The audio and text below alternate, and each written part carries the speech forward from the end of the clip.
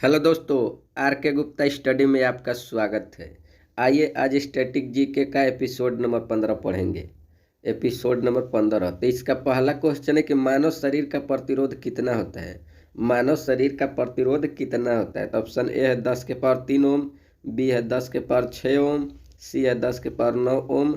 यहाँ पे ओम रहेगा, काम लिखा गया है, और डी है इनमें से कोई नहीं। तो इसका आंसर हो जाएगा ऑप्शन नंबर ए 10 के पावर 3 ओम होता है। मानव शरीर का प्रतिरोध 10 के पावर 3 ओम होता है।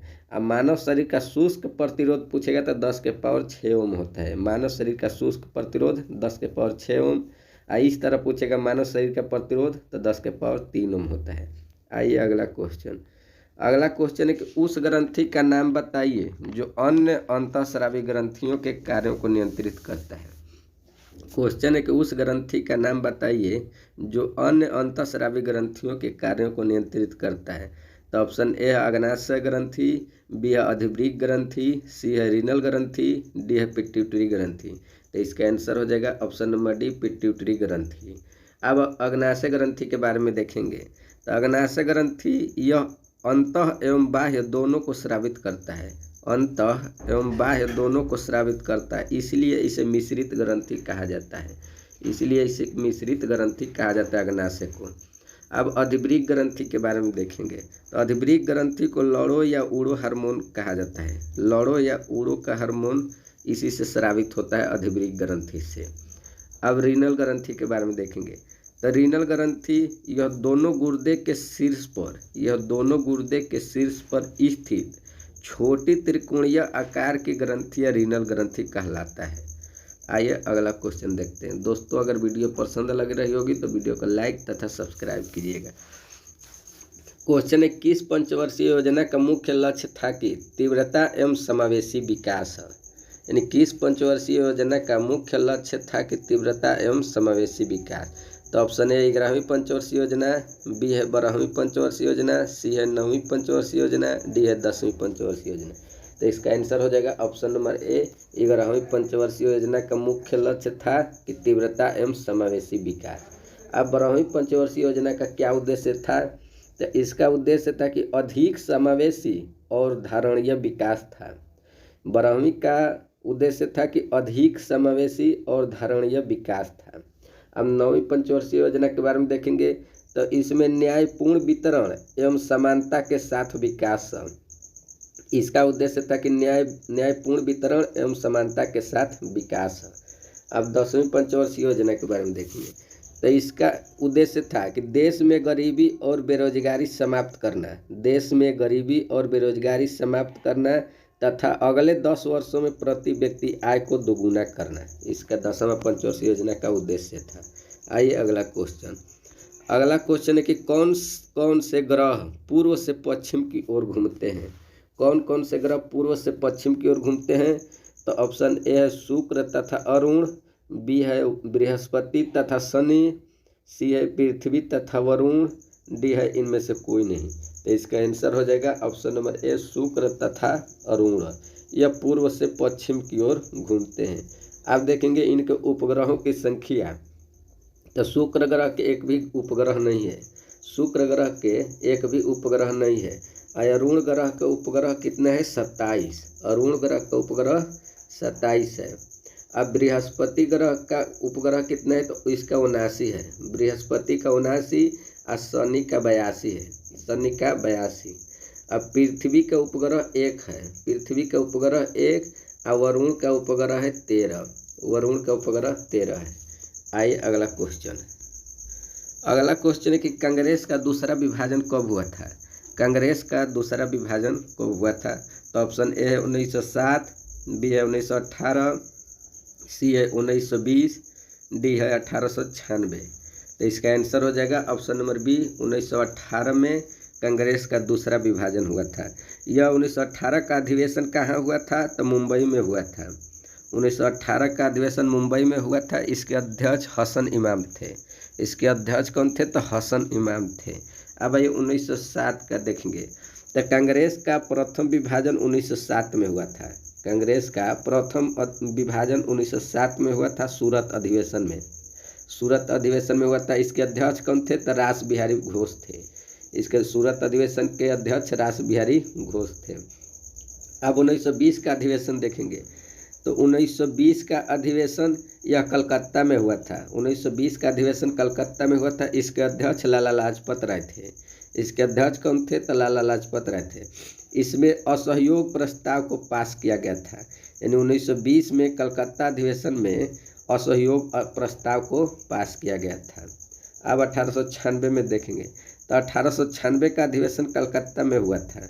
1896 का भी अधिवेशन कलकत्ता में हुआ था। इसके अध्यक्ष रहमतुल्लाह सयानी थे। इसके अध्यक्ष रहमतुल्लाह सयानी थे। इसमें पहली बार वंदे मातरम को गाया गया था। 1896 में पहली बार वंदे मातरम को गाया गया था। आइए अगला क्वेश्चन के बारे में देखते हैं। अगला क्वेश्चन है, किस संविधान संशोधन के तहत संशोधन संबंधित विधेयक जब दोनों सदनों में पारित होकर राष्ट्रपति के समक्ष जाएगा तो इस पर राष्ट्रपति द्वारा सम्मति दिया जाना बाध्यकारी होगा। यह बिहार दरोगा के मेंस में क्वेश्चन पूछा गया था। क्वेश्चन है कि किस संविधान संशोधन के तहत संशोधन संबंधित विधेयक जब दोनों सदनों से पारित होकर राष्ट्रपति के समक्ष जाएगा तो इस पर राष्ट्रपति द्वारा सम्मति दिया जाना बाध्यकारी होगा। तो इसका ऑप्शन है, ऑप्शन ए है 10वां संविधान संशोधन 1961, बी है 7वां संविधान संशोधन 1956, सी है 24वां संविधान संशोधन 1971, डी है 13वां संविधान संशोधन 1962। तो इसका आंसर हो जाएगा ऑप्शन नंबर सी, 24वां संविधान संशोधन 1971। आप देखेंगे कि 10वां संविधान संशोधन 1961 किससे संबंधित है। तो 10वां संविधान संशोधन 1961 इसके तहत दादर एवं नगर हवेली को भारत में शामिल कर उन्हें केंद्र शासित राज्य का दर्जा दिया गया है। दादर एवं नगर हवेली को भारत में शामिल कर उन्हें केंद्र शासित प्रदेश का दर्जा दिया गया है। अब 7वां संविधान संशोधन 1956 के बारे में देखेंगे। तो 7वां संविधान संशोधन 1956 में इस संशोधन द्वारा भाषाई आधार पर राज्यों का पुनर्गठन किया गया है। इस संशोधन द्वारा भाषाई आधार पर राज्यों का पुनर्गठन किया गया तथा एक राज्यपाल 2 राज्यों का राज्यपाल रह सकता है 7वां संविधान संशोधन के तहत। अब 13वां संविधान संशोधन 1962 के बारे में देखेंगे। तो इसके अंतर्गत नागालैंड के संबंध में विशेष प्रावधान अपनाकर उसे एक राज्य का दर्जा दे दिया गया 13वां संविधान संशोधन 1962 के तहत। दोस्तों अगर वीडियो पसंद लग रही होगी तो वीडियो को लाइक तथा सब्सक्राइब कीजिएगा। क्वेश्चन है कि मैग्नीज डाइऑक्साइड के कांच का रंग कैसा होता है। मैग्नीज डाइऑक्साइड के कांच का रंग कैसा होता है। तो ऑप्शन ए है गहरा नीला, बी है भूरा, सी है चटक लाल, डी है लाल। तो इसका आंसर हो जाएगा ऑप्शन नंबर डी, केवल लाल होता है। मैग्नीज डाइऑक्साइड के कांच का रंग कैसा होता है। तो लाल होता है। अब देखेंगे गहरा नीला किसका होता है। तो गहरा नीला कोबाल्ट ऑक्साइड का रंग गहरा नीला होता है। अब भूरा किसका होता है। तो फेरिक ऑक्साइड का रंग भूरा होता है। भूरा फेरिक ऑक्साइड का रंग होता है। और चटक लाल किसका होता है। तो क्यूप्रिक ऑक्साइड का रंग कैसा होता है। चटक लाल होता है। आइए अगला क्वेश्चन। अगला क्वेश्चन है कि केंद्र और राज्य में राजस्व के वितरण में सबसे महत्वपूर्ण भूमिका कौन निभाता है। तो ऑप्शन ए है योजना आयोग, बी है वित्त आयोग, सी है राष्ट्रीय विकास परिषद, डी है अंतर्राज्यीय परिषद। तो इसका आंसर हो जाएगा ऑप्शन नंबर बी, वित्त आयोग इसका भूमिका निभाता है। आप देखेंगे योजना आयोग के अध्यक्ष कौन होते हैं। तो प्रधानमंत्री होते हैं। योजना आयोग का गठन कब हुआ था। तो 15 मार्च 1950 है। योजना आयोग का गठन 15 मार्च 1950 को हुआ था। अब योजना आयोग का नाम बदलकर नीति आयोग कर दिया गया है। अब आइए राष्ट्रीय विकास परिषद। राष्ट्रीय विकास परिषद का स्थापना 1952 में हुआ था। राष्ट्रीय विकास परिषद का स्थापना 1952 में हुआ था। अंतर्राज्यीय परिषद का गठन 1990 में हुआ था। अंतर्राज्यीय परिषद का गठन कब हुआ था। तो 1990 में। और पूछेगा कि अंतर्राज्यीय परिषद किस अनुच्छेद में है। तो अनुच्छेद 263 में अंतर्राज्यीय परिषद का गठन है। आइए अगला क्वेश्चन कि दक्षिण अटलांटिक महासागर का कौन सा द्वीप है जो ज्वालामुखी निर्मित है। क्वेश्चन के दक्षिण अटलांटिक महासागर का कौन सा द्वीप है जो ज्वालामुखी निर्मित है। तो ऑप्शन ए है बरमुंडा द्वीप, बी है सेंट हेलिना द्वीप, सी है बोबेट द्वीप, और डी है इनमें से कोई नहीं। तो इसका आंसर हो जाएगा ऑप्शन नंबर सी, बोबेट द्वीप है। बोवेट द्वीप है जो ज्वालामुखी निर्मित है। देखिए ये भी बरमुंडा द्वीप भी अटलांटिक महासागर का है, सेंट हेलेना द्वीप भी अटलांटिक महासागर का, बोवेट भी अटलांटिक महासागर का है, लेकिन बोवेट द्वीप है जो ज्वालामुखी निर्मित है। अब बरमुंडा द्वीप के बारे में देखेंगे तो बरमुंडा द्वीप एक प्रवाल भित्ति निर्मित द्वीप है। पूछेगा कि दक्षिण अटलांटिक महासागर का कौन सा द्वीप जो प्रवाल भित्ति निर्मित है, तो बरमुंडा द्वीप है। बरमुंडा द्वीप प्रवाल भित्ति निर्मित है। अब देखेंगे कि विश्व की सबसे बड़ी प्रवाल भित्ति रीफ कौन सी है। विश्व की सबसे बड़ी प्रवाल भित्ति रीफ कौन सी है, तो ग्रेट बैरियर रीफ है, जो कहाँ स्थित है, तो क्वींसलैंड के समीप है। ग्रेट बैरियर रीफ क्वींसलैंड के समीप स्थित है।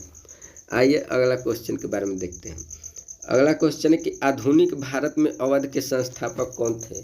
आधुनिक भारत में अवध के संस्थापक कौन से थे, तो ऑप्शन है वाजिद अली शाह, बी है सादतुल्ला खां, सी है शहादत खां, डी है चुरामन एवं बदन सिंह।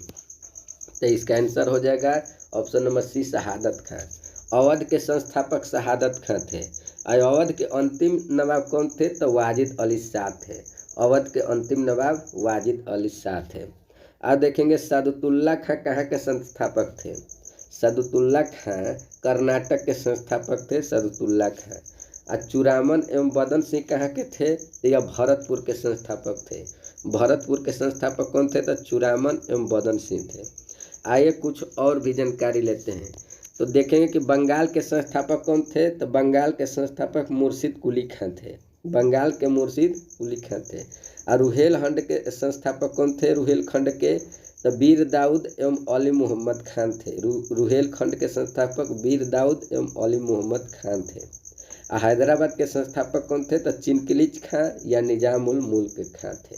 दोस्तों अगर वीडियो पसंद लगी होगी तो वीडियो को लाइक तथा सब्सक्राइब कीजिएगा।